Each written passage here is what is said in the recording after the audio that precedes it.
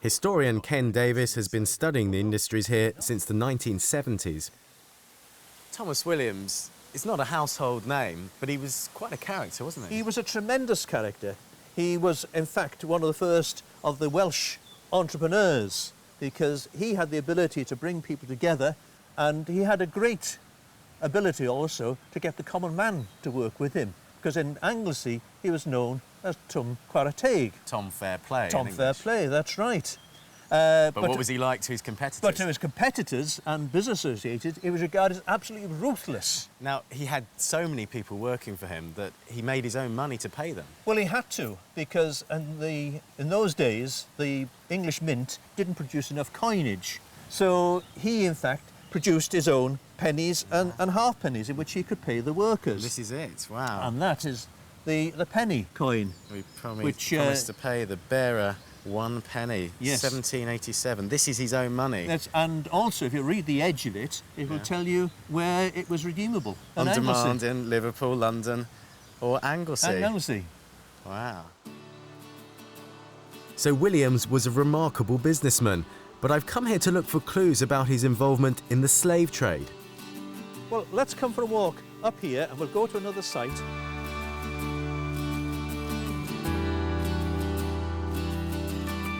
Wow, this place is huge. What do they make here?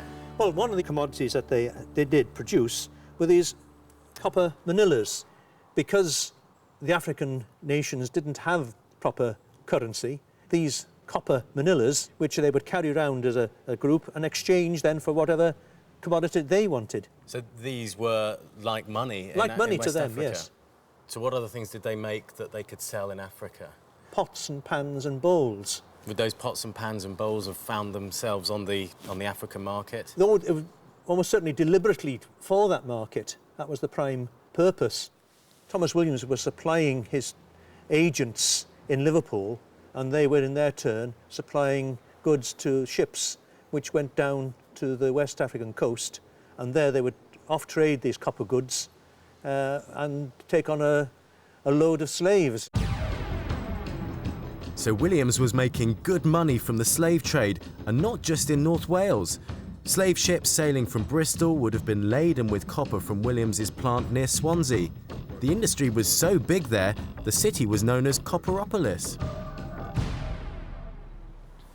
Williams benefited from slavery in a big way, but he wasn't a slave trader or a slave owner. He wasn't directly involved in the trafficking of Africans. I wonder how he felt about the way his goods were used in the slave trade. Was it an ugly sideline, or was it something at the heart of his business, something he embraced or even encouraged? And I'm hoping the answer lies here, at the Palace of Westminster, where Thomas Williams was an MP. It seems he was active in Parliament, at least when the copper industry was being discussed. And he's not afraid to talk about the slave trade. Here he is telling an inquiry about the advantages of coppering slave ships. A still more important saving is made by the use of copper on ships carrying slaves from Africa to the West Indies, in the number of lives saved by the shortness of the passage. A still more important saving, that's what he says. It's about saving money, not lives. That's what he was interested in. And look here, he's writing to the first major inquiry into the slave trade in 1788. He says he spent £70,000 setting up his businesses in Swansea, Holywell and in England, which he says were entirely for the slave trade. And what did he think would happen if the slave trade was abolished? Williams said he would lose the greatest part of the aforesaid capital.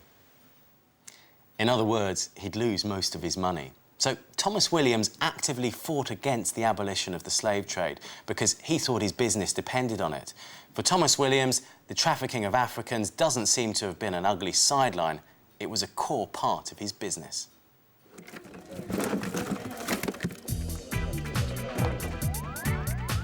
So the way the ancestors of these Jamaicans were enslaved helped build the copper industry and the slate industry in Wales. But there was one other industry that made a good living out of the traffic in Africans: defence. This is Port Royal, the old capital of Jamaica. They used to call it the wickedest and wealthiest place on earth. Like other centres of the slave trade, it needed to be defended from jealous European powers. Lord Nelson was once stationed here, and like the others who defended the slaving interests of the British Empire, he needed cannon. And it's no surprise to find cannon on the lawns outside this monument to the wealth of Welsh industry, Cyfarthfa Castle in Merthyr Tydfil. Merthyr was the greatest town of the Welsh Industrial Revolution, and almost the first thing they made here were guns and ammunition.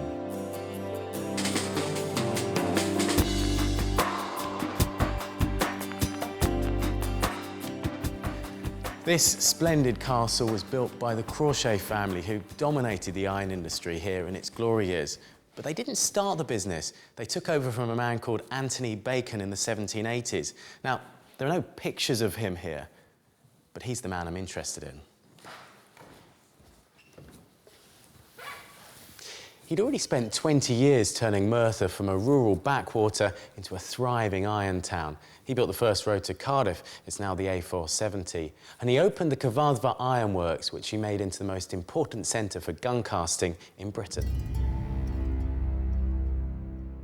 I've come to the neglected remains of these great ironworks to meet historian Chris Evans. I want to know what he can tell me about the link between slavery and the guns made here.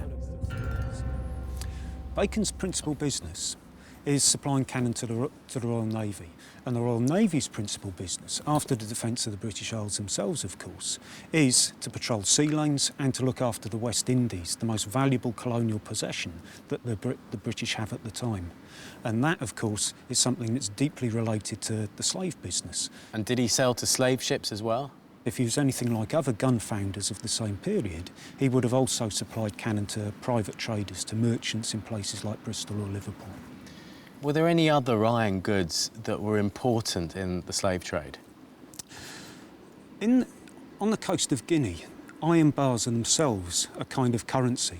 We know from the records of the Royal African Company in the late 17th century precisely what the exchange rate was at particular places. 12 iron bars buys you an adult male slave. So demand for iron was driven, at least in part, by the slave trade.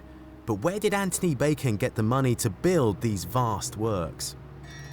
Every aspect of his life touches upon slavery in one way or another. His early life as a tobacco trader or his later life as a government contractor. Slavery is sort of there in every aspect of production and exchange in the North Atlantic. And because the British dominated that trade in the 18th century, the British mercantile life is just dominated by slavery as well. The Dowlice Ironworks just up the road from here. If you look through their ledgers, they supplied iron to merchants in Bristol like John Winwood, and you look up what did John Winwood do? He was an iron founder who produced cast iron rollers for crushing sugarcane. So one way or another, the Welsh economy is intimately connected and directly connected with the slave system as a whole.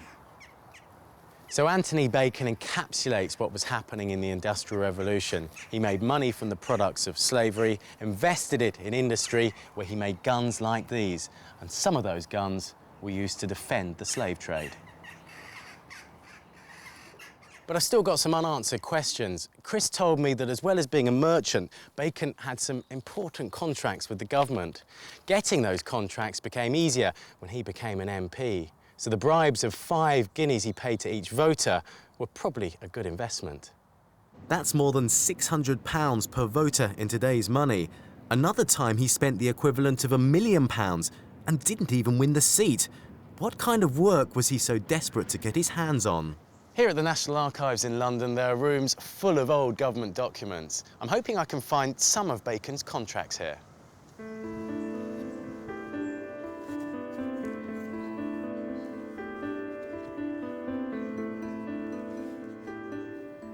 There appear to be plenty of references to Bacon here. He seems to have had several contracts supplying food to troops in Africa and the Caribbean. Look at this one. It's from 1758. He was supplying provisions for troops sent to protect forts on the Senegal River. That was a key slaving area. The troops were only there to defend the slave trade. And there are other contracts like that here. But take a look at this one. Bacon is contracted to supply seasoned and able working Negroes to the Caribbean. And here it says he'll be paid 27 shillings and 6 pence for every African every month. So Bacon was a slave trader. He seems to have been renting Africans to the government to do public works on a number of islands that had been captured from the French. And these contracts earned him £67,000. That's more than £6 million in today's money. And some of that money would have helped build Merthyr. I've been amazed at the close links between slavery and the way Wales became an industrial power. Some key industries, of course, had little to do with slavery. Coal mining, for example, really took off with the coming of the railways in the 1830s, not because of slavery. But some industries and industrialists, like Anthony Bacon, were up to their necks in it. So sugar, which is still being cut by hand in Jamaica today, was at the heart of a trade system which played a big part in the Welsh economy in the 18th century. But does any of this matter today? The mayor of the area where the Welsh Pennant family had vast plantations thinks it does. All those countries who were involved in slavery have a moral responsibility to have some form of restoration. And Wales being one of those countries, I would expect them to take the necessary measures to have some form of restoration done. But it was a long time ago. Because it was a long time ago, the ill effects of it has been multiplied to the extent that at this stage we are suffering more from the ill effects than we would have. But there were many industries that Wales benefited from that weren't directly connected to slavery. While they were not directly involved, the copper industry did not directly come out of the slavery experience here. Right? Without the slavery experience, the copper industry would not have existed. Right? Therefore, I'm suggesting that this amplifies the need for reparation because, and it also amplifies the value of the slave trade to Europe and to Wales.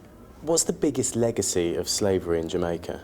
I'm of the view that the greatest legacy of slavery is the effect it has had on the mind of the people. They still exhibit a dependency syndrome.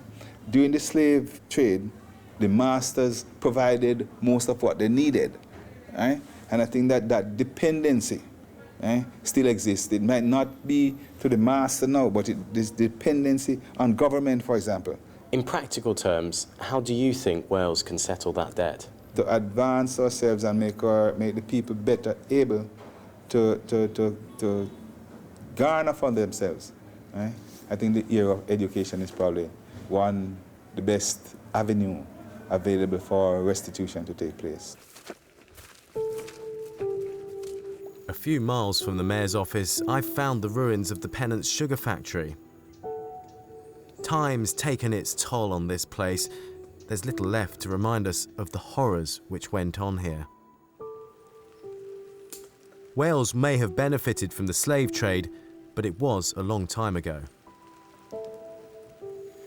So do we owe the descendants of people who worked sugarcane like this 200 years ago for the crimes of our ancestors?